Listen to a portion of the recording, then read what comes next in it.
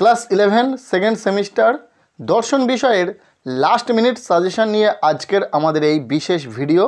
পরীক্ষার একদম দোরগোড়ায় দাঁড়িয়ে পরীক্ষার একদম লাস্ট মিনিট প্রস্তুতি হিসাবে কোন প্রশ্নগুলো পড়তে হবে, কোন প্রশ্নগুলো পড়লে তোমরা পরীক্ষাতে প্রশ্ন কমন পাবে, সেই নিয়ে আজকের আমাদের এই বিশেষ ভিডিও।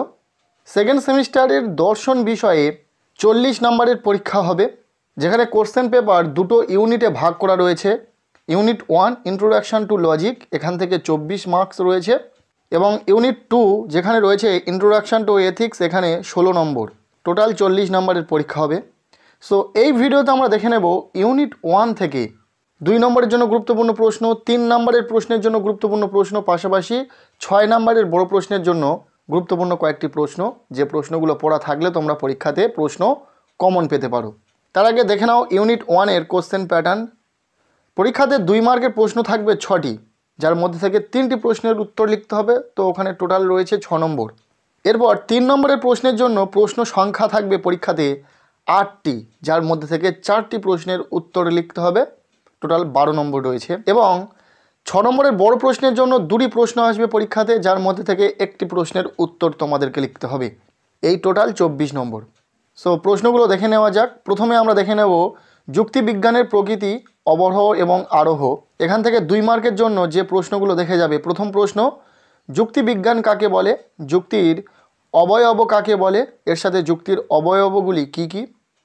3 নম্বর প্রশ্ন অবরোহ ও আরোহ যুক্তি বলতে কি বোঝো। 4 নম্বর প্রশ্ন অনিরপেক্ষ বা সাপেক্ষ যুক্তি কাকে বলে। এরপর 5 নম্বর প্রশ্ন নিবেশন দৃষ্টান্ত কাকে বলে, এবং এখান থেকে শেষ 2 নম্বরের প্রশ্ন যুক্তির উপাদান বলতে কি বোঝায়। এরপর এই অধ্যায় থেকে 3 মার্কের প্রশ্নের জন্য মাত্র 2টি প্রশ্ন গুরুত্ব সহকারে পড়ে যাবে। প্রথম প্রশ্ন যুক্তিবিজ্ঞানের প্রয়োজনীয়তা লেখো, এবং দ্বিতীয় প্রশ্ন অবরোহ ও আরোহ যুক্তির মধ্যে পার্থক্য উল্লেখ করো। প্রশ্ন দুটি 3 মার্কের জন্য ভীষণ গুরুত্বপূর্ণ রয়েছে, এবং 6 মার্কের জন্য মাত্র 2টি প্রশ্ন এই অধ্যায় থেকে দেখে যাবে। প্রথম প্রশ্ন অবরোহ যুক্তি কাকে বলে, অবরোহ ও আরোহ যুক্তির মধ্যে পার্থক্য লেখো। দ্বিতীয় প্রশ্ন অবরোহ যুক্তি কাকে বলে, এর সাথে অবরোহ যুক্তির বৈশিষ্ট্যগুলি লেখো। এই 2টি প্রশ্ন এই অধ্যায় থেকে 6 মার্কের প্রশ্নের জন্য ইম্পর্টেন্ট রয়েছে। এরপর আমরা দেখে নেব দ্বিতীয় অধ্যায়, যেখান থেকে প্রথমে 2 মার্কের প্রশ্ন দেখে নেওয়া যাক। প্রথম প্রশ্ন বচন কাকে বলে, বচনের বৈশিষ্ট্যগুলি উল্লেখ করো। এরপর দ্বিতীয় প্রশ্ন নিরপেক্ষ বচন বলতে কি বোঝো, নিরপেক্ষ বচনের কয়টি অংশ ও কি কি। এরপর 3 নম্বর প্রশ্ন নিরপেক্ষ বচনের গুণ ও পরিমাণ বলতে কি বোঝো।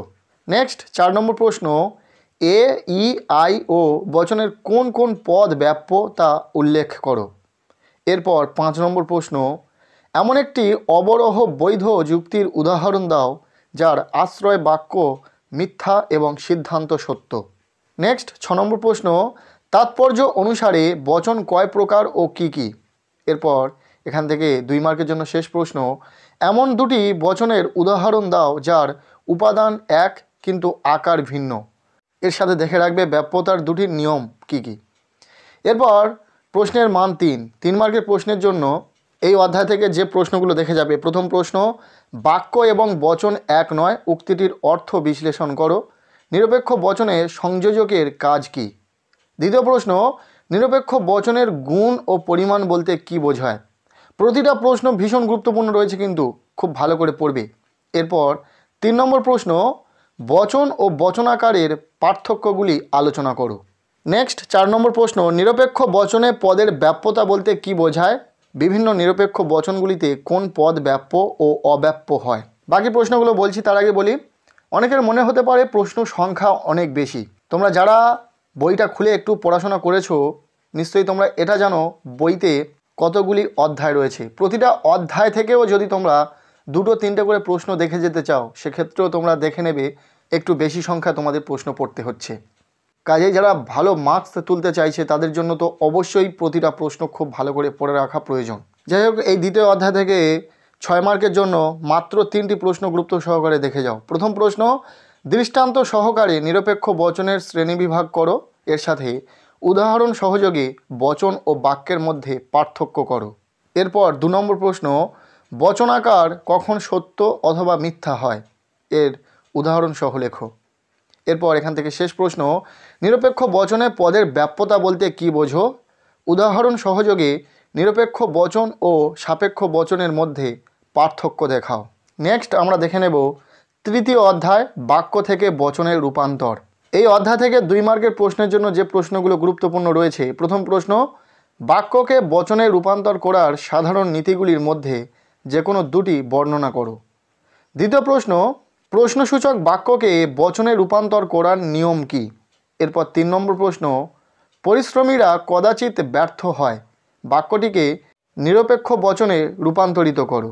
এরপর এই অধ্যায় থেকে 3 মার্কের প্রশ্নের জন্য যে প্রশ্নগুলি গুরুত্বপূর্ণ রয়েছে, প্রথম প্রশ্ন, নিম্নলিখিত বাক্যগুলিকে তর্কবিদ্যাসম্মত বচনে রূপান্তরিত করো। এবং দ্বিতীয় প্রশ্নটি ঠিক এই রকম রয়েছে, নিম্নলিখিত বাক্যগুলিকে তর্কবিদ্যাসম্মত বচনে রূপান্তর করো। একদম বই থেকে খুঁটিয়ে খুঁটিয়ে যে প্রশ্নগুলো গুরুত্বপূর্ণ রয়েছে, শুধুমাত্র সেই প্রশ্নগুলোই এই ভিডিওতে তুলে ধরা হয়েছে।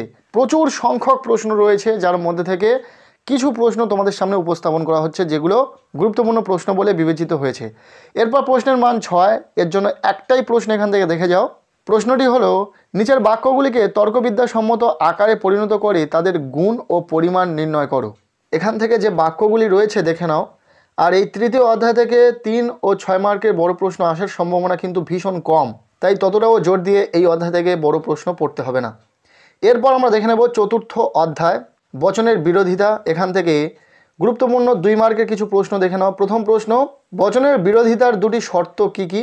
দ্বিতীয় প্রশ্ন, বিরুদ্ধ বিরোধিতার মূল শর্ত দুটি উল্লেখ করো। নেক্সট 3 নম্বর প্রশ্ন, বচনের বিরোধিতা কয় প্রকার ও কি কি? এরপর 4 নম্বর প্রশ্ন, অধীন বিপরীত বিরোধিতার একটি দৃষ্টান্ত দাও। নেক্সট 5 নম্বর প্রশ্ন, অ্যারিস্টটলের মতে বচনের বিরোধিতা কয় প্রকার ও কি কি? এরপর এখান থেকে শেষ প্রশ্ন, মানুষ মাত্রই কবি নয়, বাক্যটিকে বচন করে তার বিরুদ্ধ বিরোধী বচন নির্দেশ করো। এরপর 3 মার্কের প্রশ্নের জন্য যে প্রশ্নগুলো এই অধ্যায় থেকে গুরুত্বপূর্ণ রয়েছে, প্রথম প্রশ্ন, অসম বিরোধিতা ও বিরুদ্ধ বিরোধিতার মধ্যে পার্থক্য করো। অসম বিরোধিতার দুটি দৃষ্টান্ত দাও। এরপর দ্বিতীয় প্রশ্ন, সকল মানুষ হয় বিচার বুদ্ধি সম্পন্ন জীব, বচনটির বিপরীত বিরোধী বচন কি হবে? এই বচনটি সত্য হলে তার অনুরূপে বিরোধী বচনগুলির সত্যমূল্য নির্ণয় করো। মাত্র 2টি প্রশ্ন, 3 মার্কের জন্য খুব ভালো করে দেখে যাও। এরপর 6 মার্কের জন্য এই অধ্যায় থেকে মাত্র একটি প্রশ্ন দেখে যাও। প্রশ্নটি হলো, বচনের বিরোধিতা অনুসরণ করে নিম্নোক্ত বচনগুলির যৌগিক সম্বন্ধ নির্ণয় করো। এরপর আমরা দেখে নেব পঞ্চম অধ্যায়, অমাধ্যম অনুমান থেকে কিছু প্রশ্ন। 2 মার্কের জন্য যে প্রশ্নগুলো এই অধ্যায় থেকে গুরুত্বপূর্ণ রয়েছে দেখে নাও। প্রথম প্রশ্ন, অমাধ্যম অনুমান কাকে বলে? অমাধ্যম অনুমান কত প্রকার ও কি কি? দ্বিতীয় প্রশ্ন, সমিত আবর্তন কাকে বলে? এরপর 3 নম্বর প্রশ্ন, নিষেধমূলক বিবর্তন বলতে কি বোঝো? নেক্সট 4 নম্বর প্রশ্ন, বিবর্তন কাকে বলে? 2 মার্কের জন্য এখান থেকে এই 3টে অথবা 4টি প্রশ্ন দেখে যাও। এরপর আমরা দেখে নেব প্রশ্নের মান 3। 3 মার্কের প্রশ্নের জন্য মাত্র 3টি প্রশ্ন এই অধ্যায় থেকে দেখে যেতে বলবো। প্রথম প্রশ্ন, আবর্তনের বৈধতার নিয়মগুলি উল্লেখ করো। ভীষণ গুরুত্বপূর্ণ একটি প্রশ্ন, খুব ভালো করে পড়বে। এরপর দ্বিতীয় প্রশ্ন, কোনো ক্ষেত্রে কি এ বচনের সরল আবর্তন সম্ভব? আলোচনা করো। এর সাথে ও বচনের আবর্তন বৈধ নয় কেন? এরপর 3 নম্বর প্রশ্ন, বিবর্তন কাকে বলে? বিবর্তনকে কেন অমাধ্যম অনুমান বলা হয়? এই প্রশ্নটিও অত্যন্ত গুরুত্বপূর্ণ প্রশ্ন, খুব ভালো করে পড়বে। এরপর এখান থেকে 6 মার্কের প্রশ্নের জন্য মাত্র একটি প্রশ্ন, খুব ভালো করে পড়বে। প্রথম প্রশ্ন, দৃষ্টান্ত সহ মাধ্যম ও অমাধ্যম অনুমানের মধ্যে পার্থক্য দেখাও। এবং দ্বিতীয় প্রশ্ন, এ ই আই ও বচনের আবর্তনের দৃষ্টান্ত দাও। এই প্রশ্নটিও খুব ভালো করে পড়ো। এরপর আমরা দেখে নেব ষষ্ঠ অধ্যায়, নিরপেক্ষ ন্যায়। এখান থেকে যে প্রশ্নগুলো গুরুত্বপূর্ণ রয়েছে, প্রথমে 2 মার্কের জন্য যে প্রশ্নগুলো রয়েছে দেখে নাও। প্রথম প্রশ্ন, হেতুপদ কাকে বলে? দ্বিতীয়, সাধ্যপদ কাকে বলে? নেক্সট 3 নম্বর প্রশ্ন, পক্ষপদ কাকে বলে? 4 নম্বর প্রশ্ন, ন্যায়ের 4 প্রকার সংস্থা নেই, হেতুপদের অবস্থান এঁকে দেখাও। এরপর এখান থেকে দেখে যাবে 2 নম্বরের জন্য শেষ প্রশ্ন, যুক্তিবিজ্ঞানী কপি প্রদত্ত ন্যায়ের সংজ্ঞাটি লেখো। এরপর এই অধ্যায় থেকে 3 মার্কের প্রশ্নের জন্য যে প্রশ্নগুলি দেখে যাবে, প্রথম প্রশ্ন, প্রমাণ করো যে ও বচন কখনোই প্রথম সংস্থানের হেতুবাক্য বা আশ্রয় বাক্য হতে পারে না। এরপর দ্বিতীয় প্রশ্ন, প্রমাণ করো একটি আশ্রয় বাক্য নন্নর্থক হলে সিদ্ধান্ত অবশ্যই নন্নর্থক হবে। এরপর 4 নম্বর প্রশ্ন, টিকা লেখো চতুষ্পদ ঘটিত দোষ। এরপর প্রশ্নের মান 6 মার্কের প্রশ্নের জন্য যে দুটি প্রশ্ন এখান থেকে দেখে যাবে। প্রথম প্রশ্ন, ন্যায় অনুমান কাকে বলে, এর বৈশিষ্ট্যগুলি লেখো। দ্বিতীয় প্রশ্ন, নিরপেক্ষ ন্যায়ের সংস্থান বলতে কি বোঝায়, এর সাথে উদাহরণসহ নিরপেক্ষ ন্যায়ের বিভিন্ন সংস্থানের পরিচয় দাও। এই দুটি প্রশ্নই খুব ভালো করে পড়ো এখান থেকে। আর একটা কথা তোমাদেরকে বলে রাখি, যখনই আমরা নেক্সট ভিডিওতে দর্শন বিষয়ে ইউনিট 2 অর্থাৎ ইন্ট্রোডাকশন টু এথিক্স থেকে যে সাজেশন শেয়ার করব, সেই ভিডিওতে এই ইউনিট 1 থেকে যে গুরুত্বপূর্ণ প্রশ্নগুলো রয়েছে, একদম এর মধ্যে থেকেও যে প্রশ্নগুলো গুরুত্বপূর্ণ রয়েছে সেই গুরুত্বপূর্ণ প্রশ্নগুলিই শেয়ার করব।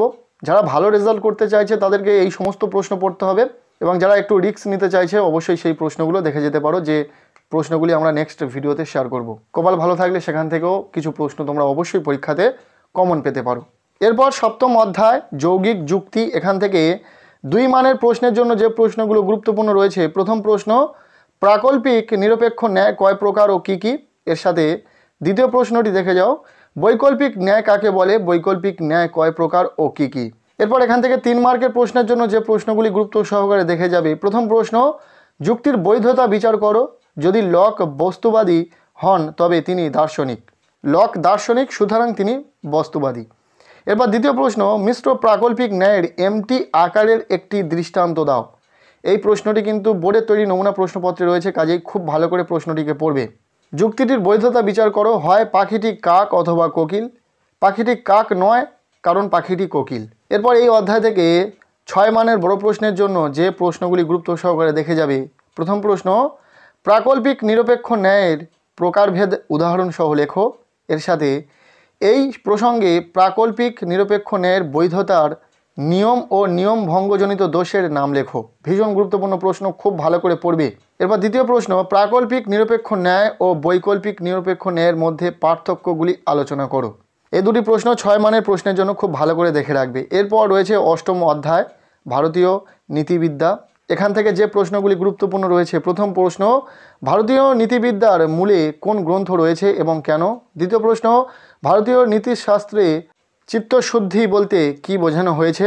এরপর 3 নম্বর প্রশ্ন, ভারতীয় নীতিবিদ্যার কয়েকটি বৈশিষ্ট্য লেখো। এবং শেষ প্রশ্ন, শ্রেয় বলতে কি বোঝো। এরপর এখান থেকে 3 মানের বড় প্রশ্নের জন্য যে প্রশ্নগুলো দেখে যাবে। প্রথম প্রশ্ন, ভারতীয় নীতিশাস্ত্র কি জীবনমুখী, উত্তরের সাপেক্ষে যুক্তি দাও। দ্বিতীয় প্রশ্ন, ভারতীয় নীতিতত্ত্বে কর্মবাদ ও নৈতিকতার সম্পর্ক সংক্ষেপে আলোচনা করো।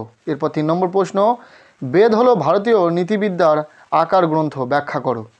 3 মার্কের প্রশ্নের জন্য এই 3টি প্রশ্ন খুব ভালো করে পড়বে। এরপর আমরা দেখে নেব 6 মানের প্রশ্নের জন্য মাত্র একটি প্রশ্ন। প্রশ্নটি হলো, ভারতীয় নীতিবিদ্যার স্বরূপ আলোচনা করো। সো এই ছিল দর্শন তথা ফিলোসফি বিষয়ে ইউনিট 1 থেকে একটি কমপ্লিট সাজেশান। নেক্সট ভিডিওতে ইউনিট 2 থেকে সাজেশান শেয়ার করব, এবং সেই ভিডিওতে ইউনিট 1 থেকে এই প্রশ্নগুলোর মধ্যে থেকেও যে কোন প্রশ্নগুলো গুরুত্বপূর্ণ বেশি সেই প্রশ্নগুলি চিহ্নিত করে দেব। সো আজকের এই ভিডিওটি ব্যাস এতটুকুই। কেমন লাগলো ভিডিওটি কমেন্টের মাধ্যমে জানিও।